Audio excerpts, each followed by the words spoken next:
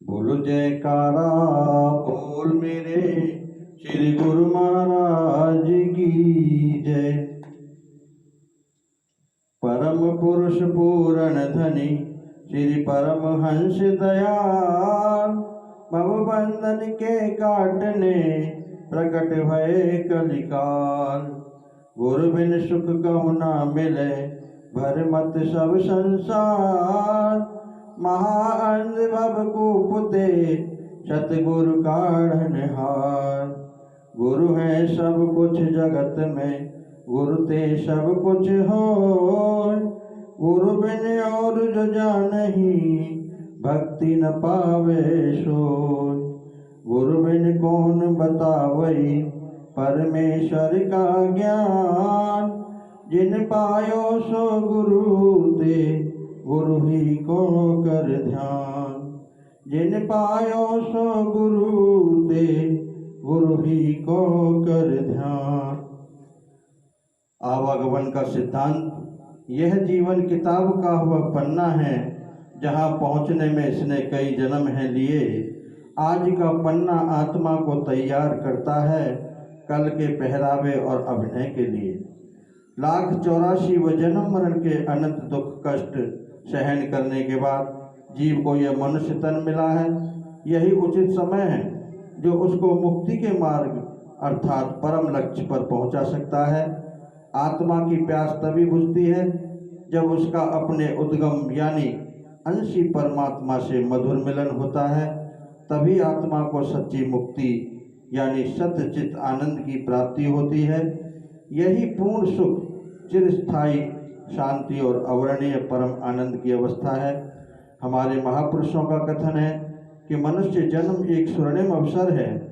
इसी जन्म में हमारे पास मुक्ति और पूर्ण सत्य को प्राप्त करने के साधन उपलब्ध हैं, क्योंकि हर मनुष्य उसी चैतन्य का एक अंश है। इसमें कोई संशय नहीं, केवल स्पष्टीकरण में अंतर है, लेकिन ईश्वर की मूल सत्ता समान है। जैसे कि हमें दृष्टांत दिया जाता है कि समुद्र, लहरें, बुदबुदे ये सभी पानी हैं। अंतर उनके विकास का है। स्वामी विवेकानंद जी कहते हैं, प्रत्येक जीव अव्यक्त ब्रह्म है। इस अंतःस्थ ब्रह्म भाव को व्यक्त करना ही जीवन का लक्ष्य है। इस मूर्ति रूप शरीर की मृत्यु के पश्चात आत्मा की अनश्वरता हमें सोचने पर मजबूर कर देती है। जीवात्मा के यह सब शरीर नाशवान है और इसमें विद्यमान आत्मा विनाश रहे तथा नित्य स्वरूप है। कोई भी कभी नित्य आत्मा को मिटाने में समर्थ नहीं है। श्रीमद् भगवत गीता का यह कथन हमें जीवन के सूक्ष्म पहलू का दर्शन कराता है। नश्वर शरीर के सभी संचित कर्मों को साथ लेकर यह जीवात्मा अपना अस्तित्व बनाए रखती है। इस अविनाशी आत्मा के साथ जो दो बातें जुड़ी हुई हैं वह है पूर्व जन्म और पुनर्जन्म। वर्तमान जन्म के जटिल अस्तित्व को हम तब तक नहीं समझ सकते जब तक हम ये न जान लें कि जो बीत गया है वही पूर्व जन्म का विवरण है। पूर्व जन्म और पुनर्जन्म पर वाद विवाद करना व्यर्थ है, क्योंकि हम अपनी स्मरण शक्ति पर पूरा भरोसा नहीं कर सकते। कभी तो हमें कल या फिर परसों क्या हुआ वह भी याद नहीं रहता, लेकिन कई ऐसे भी लोग हैं जिन्हें बचपन ही नहीं बल्कि बचपन से पहले पिछले जन्म की भी सारी बातें याद रहती हैं। क्योंकि केवल हमें इस जन्म की कुछ बातें याद नहीं हैं, इसका मतलब यह नहीं है कि हमारा पिछला जन्म नहीं था। उदाहरणार्थ हम यह नहीं कह सकते कि बचपन में हमारी आत्मा नहीं थी, क्योंकि जीवन के उस समय की स्मृतियां नहीं हैं। आत्मा और उसके लक्ष्य से संबंधित एक और मुख्य बात है, और वह है कर्म विकास उत्पत्ति। कर्म विकास पूर्व जन्म को पहले से ही मानता है, अर्थात शून्य में से किसी चीज की उत्पत्ति नहीं हो सकती। हमारे वर्तमान जीवन की उत्पत्ति किसी और जीवन से हुई है, किंतु यह निश्चित है कि वह शून्य में से अंकुरित नहीं हुई है। उत्पत्ति के प्रसंग जीवन के भौतिक पहलू तक ही सीमित नहीं है, लेकिन आध्यात्म के सूक्ष्म भाव से भी इसका संबंध है, वरना कोई जीवन संभव नहीं है। उदाहरणार्थ, यदि मिट्टी उपजाऊ और अच्छी है और उसमें पानी भी ठीक समय पर डाला है, फिर भी बिना बीज के कोई भी फसल पैदा नहीं कर सकती, उसी प्रकार यदि उत्पत्ति के लिए आवश्यक सभी जड़ तत्व पर्याप्त रूप से उपलब्ध भी हों, तब भी चैतन्य के सहकार व समन्वय के बिना कोई उत्पत्ति क्रियाशील नहीं होती। बिना चेतन तत्व के सहारे श्रेष्ठतम विकास भी नहीं होता। संतों की आत्मा का विकास अचानक नहीं बल्कि अनुभव से होता है। एक अपूर्व बुद्धि वाला मस्तिष्क भी अपनी वर्तमान अवस्था में सफलता असफलता की कई पगडंडियों पर चलने के बाद पहुंचता है। क्रम विकास केवल खनिज राज्य, वनस्पति राज्य, पशु राज्य या केवल मनुष्य की परम सीमा तक सीमित नहीं है। यह क्रम तब तक गतिशील रहता है जब तक यह चरम लक्ष्य को प्राप्त नहीं कर लेता, और यह छोटी अवधि में नहीं हो सकता। हम कितना भी प्रयत्न क्यों न करें, थोड़े समय का अस्तित्व हमारी भौतिक इच्छाओं को पूर्ण करने के लिए पर्याप्त नहीं है, वरना इसी समय में हम अपना मार्ग तय कर अपने उच्च ध्येय को प्राप्त कर सकते हैं। इसलिए हमें नए अवसर दिए जाते हैं और पुनर्जन्म में आत्मा को यह मौका प्रदान होता है ताकि आत्मा का विकास हो सके। कर्म सिद्धांत का पूरा ज्ञान सही ढंग से समझने के लिए सबसे पहले हमें जन्म और मृत्यु की सीमाएं किस तरह एक दूसरे से संबंधित हैं यह समझना होगा। अनेक मनुष्य मृत्यु का ग्रास बन रहे हैं। यदि हम यह कल्पना करें कि ये मनुष्य को मृतक प्रतीत होते हैं, उनकी मानसिक शक्ति और इच्छाएं भी नष्ट हो जाती हैं, तो यह केवल भ्रांति है। ऐसा सभी महापुरुष और शास्त्रों ने भी कहा है। इसलिए हमें यह सर्वथा विश्वास करना होगा कि मरणोपरांत मानसिक इच्छाएं, मानसिक शांति व मानसिक क्रियाएं शून्य में नहीं जाती हैं। मृतक मनुष्य जलाया या दफनाया जाता है, शरीर के स्थूल तत्वों में एक परिवर्तन होता है, वे राख के बदले हुए रूप में ही विद्यमान है, एक बदला हुआ रूप वे नष्ट नहीं हुए हैं। यदि शरीर की स्थिति में परिवर्तन आता है तो भी इसमें विद्यमान चैतन्य तत्व का नाश नहीं होता, क्योंकि वह नित्य व सनातन है। जन्म की इस घटना पर प्रकाश डालते हुए हम यह देखते हैं कि इस संसार में कई मनुष्य जन्म से ही भिन्न भिन्न शक्तियाँ, भिन्न भिन्न इरादे तथा विभिन्न स्वाभाविक वृत्तियों लेकर जन्म लेते हैं। इस तरह इनमें विभिन्नताएं होती हैं। एक ही माता पिता की संतान पूर्णतः एक दूसरे से विपरीत रुचि व भिन्न प्रवृत्तियों की होती हैं। कुछ लोग जन्म से ही बुद्धिमान एवं होशियार होते हैं। इस अंतर व असमानता का क्या कारण है? साधारणतः यह कहा जाता है कि यह भगवान की इच्छा है, यह उसका काम है। कोई तर्क संगत उत्तर नहीं। विभिन्न प्रकार की इच्छाएं पूर्व जन्म से होती हैं। वेदांत दोनों को जोड़कर कहता है कि मनुष्य के मरने पर उसकी अधूरी इच्छाएं उसकी मृत्यु के साथ नष्ट नहीं होती, वह नए मनुष्य के साथ फिर से प्रकट हो जाती हैं। जन्म मृत्यु की संपूर्ण घटनाएं कितनी स्वाभाविक बन जाती हैं। संत महापुरुष हमें बतलाते हैं कि नवजात बच्चों की विभिन्न स्वाभाविक प्रवृत्तियां वंश परंपरागत होती हैं। शरीर वंश परंपरागत से बनते हैं, लेकिन आत्मा नहीं। आत्मा स्वयं नित्य विद्यमान है, उसका कोई माता या पिता नहीं है। आत्मा कोई भी शरीर धारण कर सकती है जहाँ उसके गुण का प्रभाव काम करता है। जब एक बच्चा माता पिता के यहाँ जन्म लेता है तो ऐसा लगता है कि उसके शारीरिक और मानसिक गुण पारिवारिक हैं, लेकिन वास्तव में वह अपने पिछले जन्म के एकत्रित गुण प्राप्त करता है, जिसके कारण वह एक बच्चे का रूप धारण करता है। इस तरह कर्म के सिद्धांत अनुसार जब मनुष्य की मृत्यु होती है तो ऐसा लगता है कि उसकी सब इच्छाएं शरीर के साथ नष्ट हो गई हैं, हवा में चली गई हैं। संतों के अनुसार वे नष्ट नहीं होती। यही सिद्धांत मानसिक शक्ति एवं सूक्ष्म तत्व पर भी लागू है। आध्यात्मिक संबंधों के अनुसार आत्मा उसी भूतल की ओर खींचती है जहाँ अपूर्ण इच्छाएं तथा अप्रयुक्त शक्तियाँ पुनः फलित होती हैं और इनका भुगतान होता है, अर्थात कर्मों का फल भोगने के लिए जीव इस संसार में आता है। उन सब अपूर्ण इच्छाओं और कर्मों में से अत्यधिक हमारे वर्तमान जीवन में ही फलित हो जाती हैं, जो इस जीवन में पूर्ण नहीं हो पाती।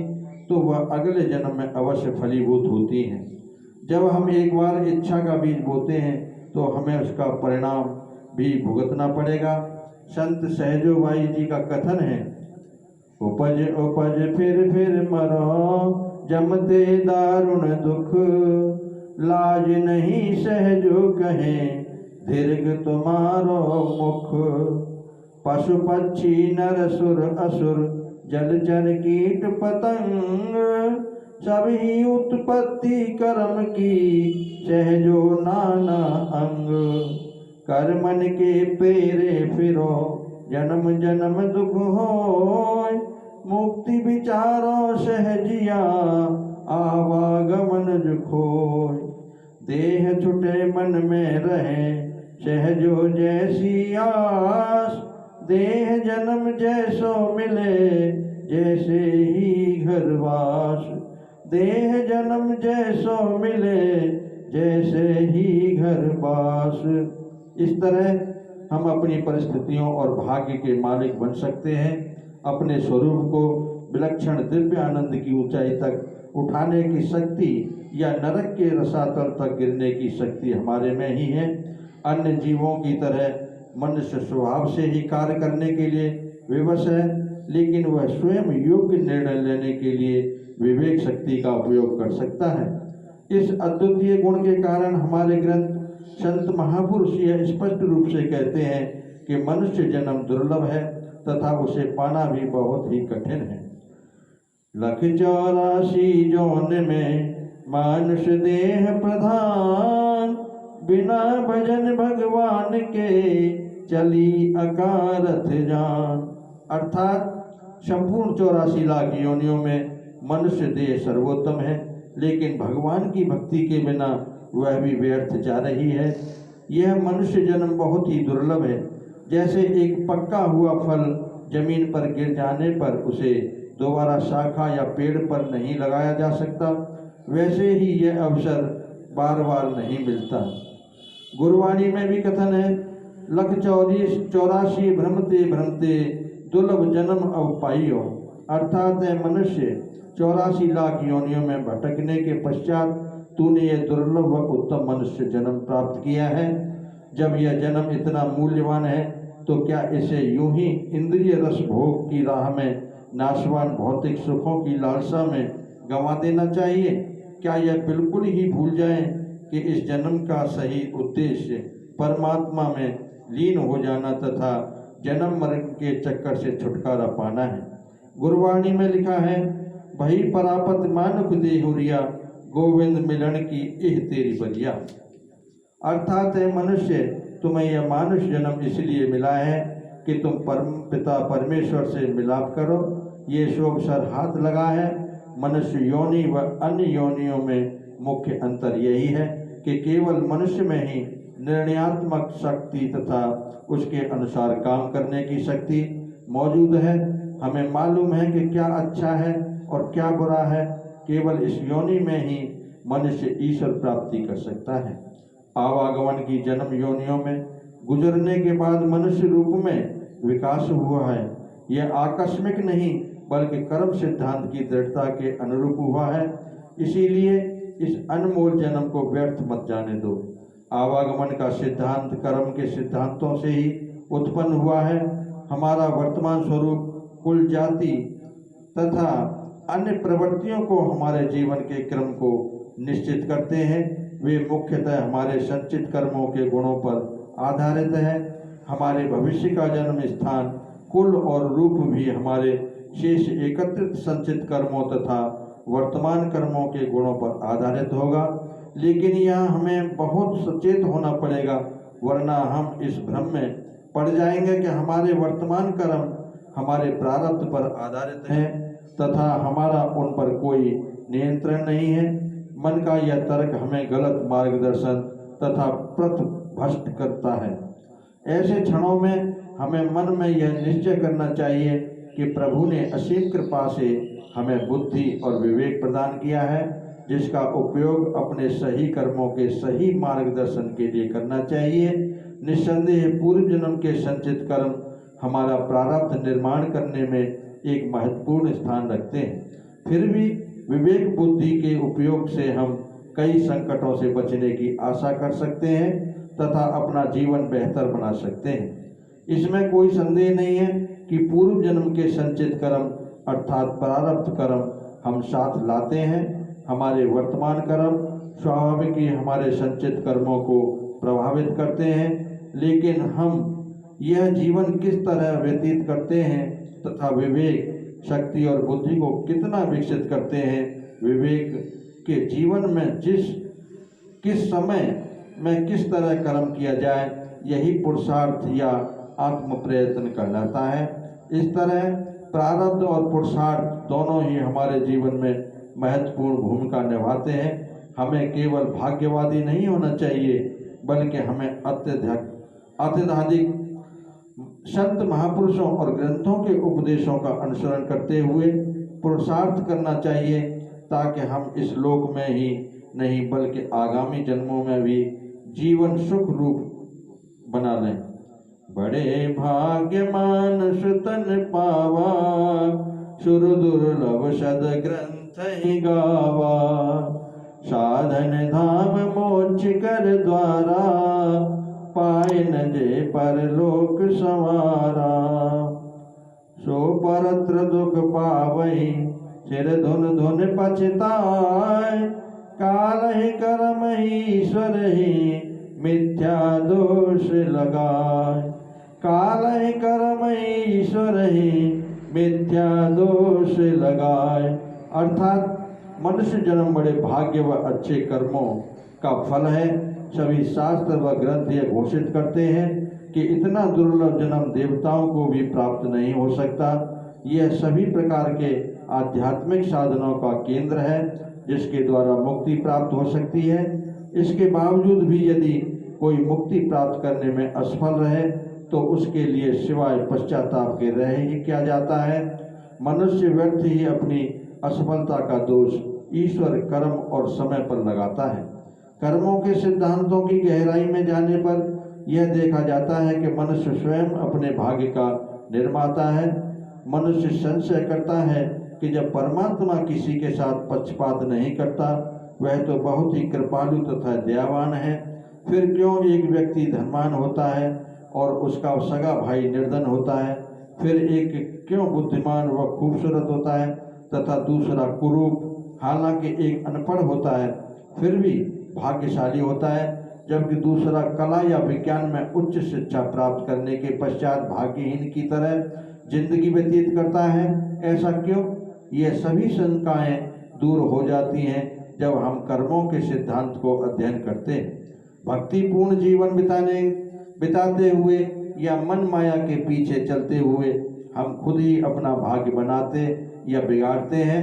यदि हम अपने सभी कर्म विवेक बुद्धि से करें तो निश्चित ही हम भ्रष्ट होने से बच जाएंगे और अपना वर्तमान ही नहीं बल्कि परलोक भी सुधार लेंगे।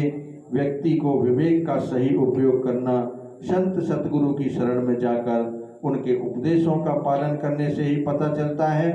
पूर्व जन्म मृत्यु के बाद आत्मा का एक पिंजरे से दूसरे पिंजरे में जाने का एक सीधा साधा क्रम है। प्रत्येक मनुष्य को इस प्रश्न के उत्तर की उत्सुकता है कि मानुष देह के वर्तमान पिंजरे को छोड़ने के पश्चात आत्मा कहाँ जाती है। भगवान श्री कृष्ण अर्जुन से कहते हैं, तू मैं और ये ताजवर फानी न थे पहले कभी, और न हम राही ये मुल्के अदम होंगे कभी।